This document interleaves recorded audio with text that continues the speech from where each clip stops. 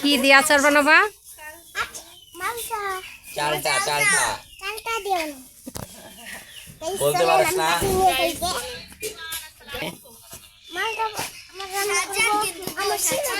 মালটা রান্না করবো। ওইটা মালটা না। এই রিহা ওইটা জানি কি? হ্যাঁ হ্যাঁ, আমাদের মোটু পাচ্ছে চালতা। খাওয়ার দর্শক অনেক, কিন্তু চালতা একটা। আসলে একটা চালতা, তার কারণ আমাদের গাছে একটা চালতা এসেছে ফার্স্ট। তো সেটা সবাই মিলে ভর্তা করে, কাঁচা ভর্তা করে খাবে। আর একটা চালতা ভর্তা করার জন্য মানুষ আনুমানিক 7-8 জন একটা চালতা ভর্তা করতেছে। তো আজকে বড়রা কেউ ভর্তা করতেছি না, সিফাত করতেছে আর সবাই মিলে কাজ করতেছে। তো রিহাব চালতা নিয়ে দিছে, দৌড় পড়ে গেল আচার। আর রিহাবকে টাইনা হেঁচড়ে নিয়ে এসে বসাই দিলাম চালতার ওইখানে কাজে। তো রিহাব ভালোই কাজ করতেছে, অনেক সুন্দর করে চালতা চেঁচতেছে।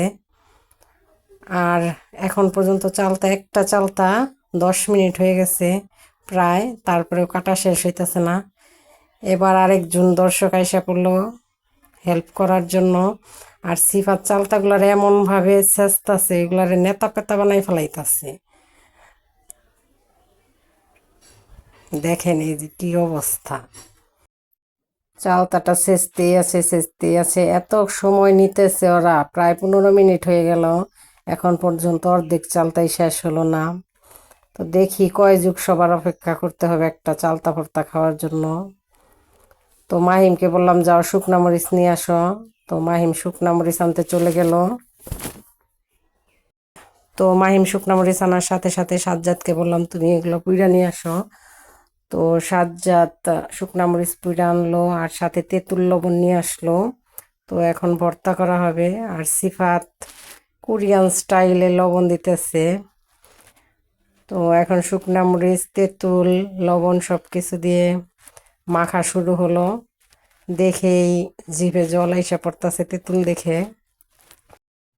আর চালতা ভর্তার মধ্যে একটু চিনিও দিয়ে দিলাম, চিনি না দিলে একটু আসলে ভাল লাগবে না। আর সিফাত মরিচ ডলার আগেই নাকি ওর হাত পুরানো শুরু হয়ে গেছে। তো ওদের চাকাচাকিও শেষ হয়ে যাইতেছে, জাস্ট আমি কথাও বলতে পারতাছি না, মুখ দিয়ে জল আইসা পড়তেছে। তো আমাকে দিতে চাইতেছে, আমি নিলাম না। তো রিহাবকে বলতেছি দেখো কেমন হয়েছে। তো রিহাব একটু চাইখা দেখে বলতাছে এটা ঝাল হয়েছে। রিহাব তো ঝাল খায় না আসলে। তো রিহাব মরিচের কথা বলতাছে। তো আর সবাইকে কলার পাতার মধ্যে এই ভর্তাগুলো দেওয়া হলো। আর যে ভাগ করে সে নাকি শেষে পাই না, আসলে সত্যি কথা। আমি ভাগ করে সবাইকে একটু একটু দিলাম, শেষে আমারই রইল না। জিহ্বায় স্বাদ উঠার আগেই ভর্তাটা শেষ হয়ে গেল, কি আর বলবো, এইরকম অবস্থা করে খাইলাম।